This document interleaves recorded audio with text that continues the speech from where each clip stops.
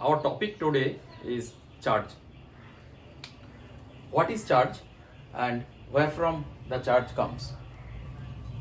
Charge is intrinsic property of matter. Charge is intrinsic property of matter. Same way, mass is also intrinsic property of matter, we all know. Now to understand where from the charge comes, we will see inside of the matter. We know matter consists of atoms. There is no doubt about it.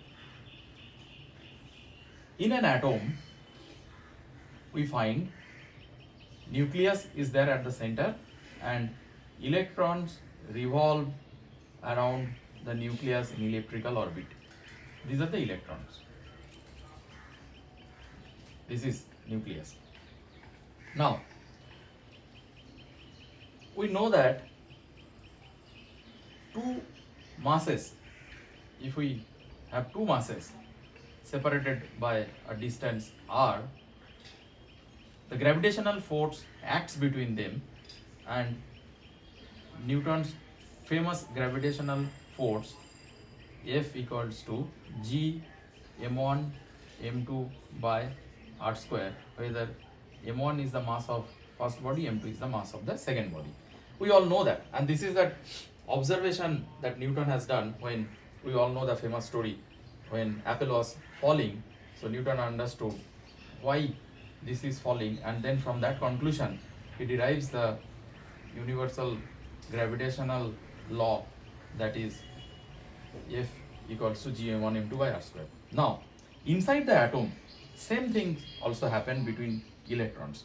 If we have two electrons inside the atom and this is separated by 1 centimeter distance, it has been experimentally observed that gravitational force between two electrons is coming to 5.5 into 10 to the power minus 67 Newton, where mass of the electron me equals to 9.11 into 10 to the power minus 31 kg, and this distance between these two electrons in this experiment is 1 centimeter.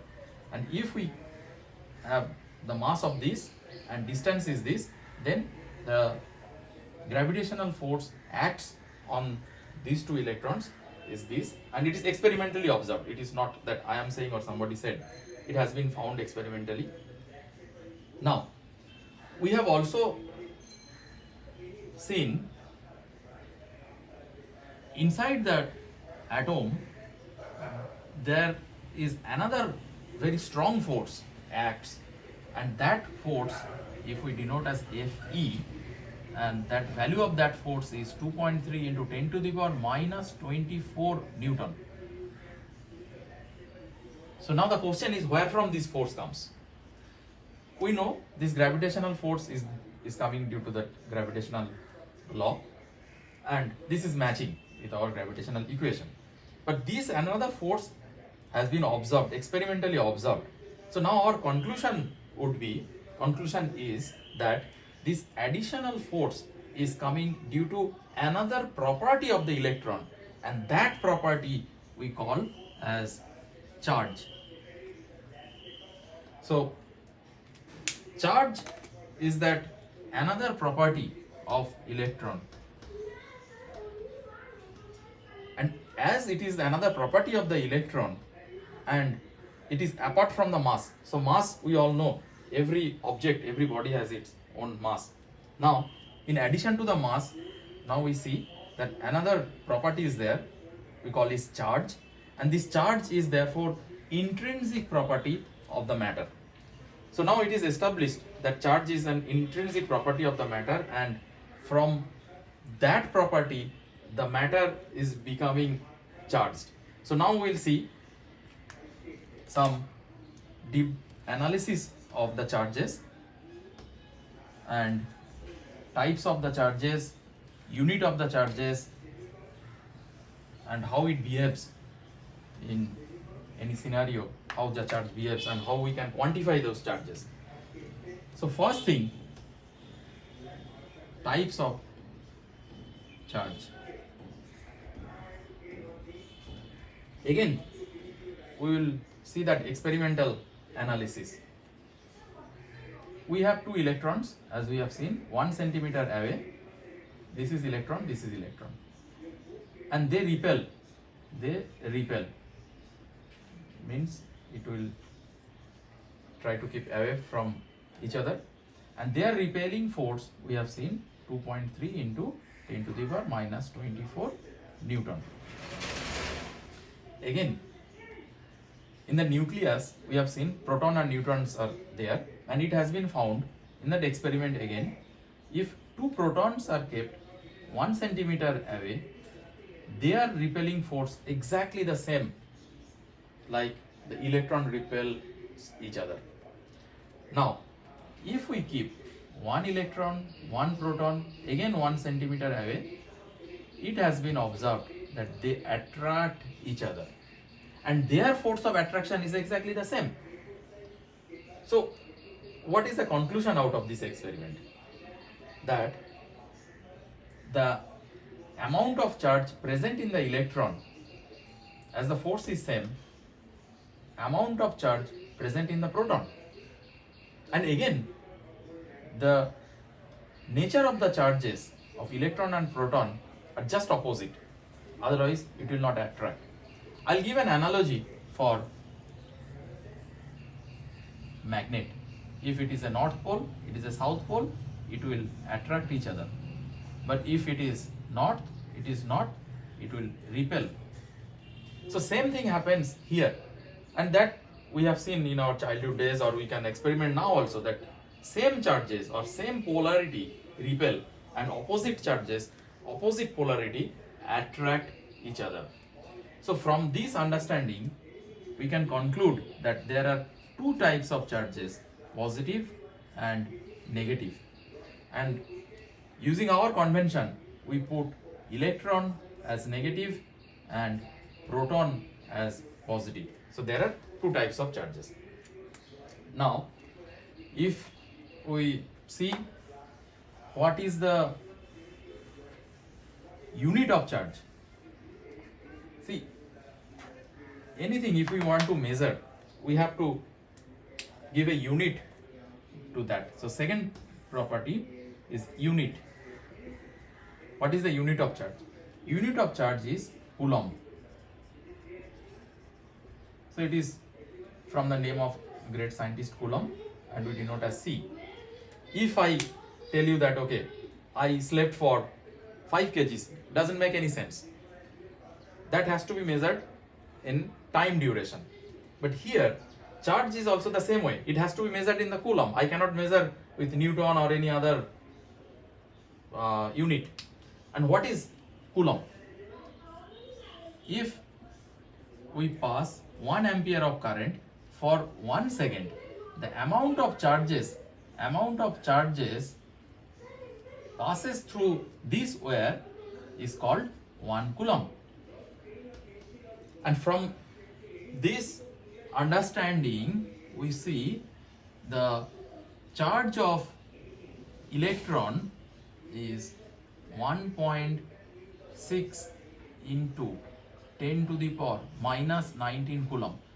Minus 19, you see, this is a very, very tiny particle, and this charge is also, of course, will be very tiny or less, and this 10 to the power minus 19 Coulomb. So this is the unit of the charge, and elementary particle, electron, which is responsible for any charge or amount of charge consumed in that body, so that value is coming to 1.6 into 10 to the power minus 19 Coulomb, and that is also found as part of the experiment.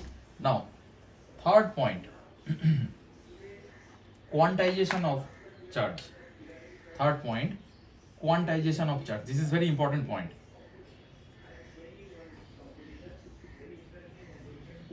Quantization of charge. I'll just take 1 minute to explain this one. It is very easy, by the way. It's very important but very easy. Charge is quantized, means if a body has q charge, q coulomb, let's say, then q will be n multiplied by the charge of electron. So let me write the charge of electron, 1.6 into 10 to the power minus 19 coulomb.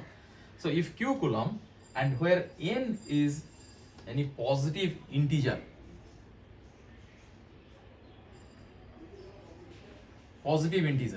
means any natural number, 1, 2, 3, 10 lakh, 1 lakh, so on, any number. It cannot be fraction, it cannot be half, it cannot be 3 by 5, it cannot be, that is not possible. And it is called the quantization of charge, means if a body contains a certain amount of charge, that has to be integral multiple of the charge of the electron, that has to be, and this has been proven, and we can also see that. So in this situation, I would just spend another experiment. We take a comb or any glass rod, and if we rub with a silk cloth, we all have seen that something happens if we rub that, and then if we keep a small paper, then it attracts. Why it happens? This is the experiment. Now in science or in our scientific mind, we need to analyze why it is happening, where from those properties are coming. It is happening exactly the same way as we have seen before. This is the nucleus, electrons rotates or revolves. Now these electrons are very loosely coupled, or their bonding is loose, and when we apply some force by minimum amount of energy, that electron can be transferred from one body to other body. So coming to this point, the amount of electron transfer from this body to this body is always an integer, and that is a natural number. The number of electrons transfer from this body to cloth is always a positive integer. And how do we determine the amount of charge on this body? Is number of electron transferred multiplied by the charge of the electron, is denotes the total charge of this body, total charge of this body. Now again, another concept is coming from this understanding, that the total charge in the body doesn't denote the total amount of electron or proton in the body. So fourth point is coming, the total charge in the body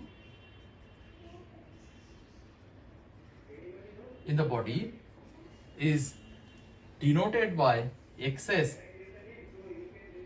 amount of electron. Why electron? As we have seen in the atomic structure, that electron is loosely bonded, and with minimum energy we can remove those electrons from one object to other object. So excess amount of electrons determines the amount of charge present in the body. If the excess electrons are there in second object, second body, by n, so it will be n into E, negative charge. And now where from this charge is coming? So here lack of electron, and the lack of electron means the proton is there inside. Lack of electron means the positive charge, proton dominates, and therefore this body will be n number of same charge, but it is positive, but it is n number of same charge, it will be negative in nature. So what we can conclude here? In an isolated system, the total number of charges are 0. Means if I transfer n number of charges from one body to another body, second body will be negatively charged, first body will be positively charged due to lack of electron. But if we put both in an isolated system, the total charge will be 0. And from this equation or from this analysis, we can conclude that charge is conserved. CONSERVED. Charge is conserved. So conservation of charge we can arrive from this analysis. So these are the basic properties of our charge, and we have seen where from the charge comes and what all the properties of the charges. So this is all for now. If you have any questions, anything, you can reach out to me at my email sumanto.koyal@gmail.com. So you can write email for any doubt, any clarification. So this is all for today. We'll see more in our next video. Thank you.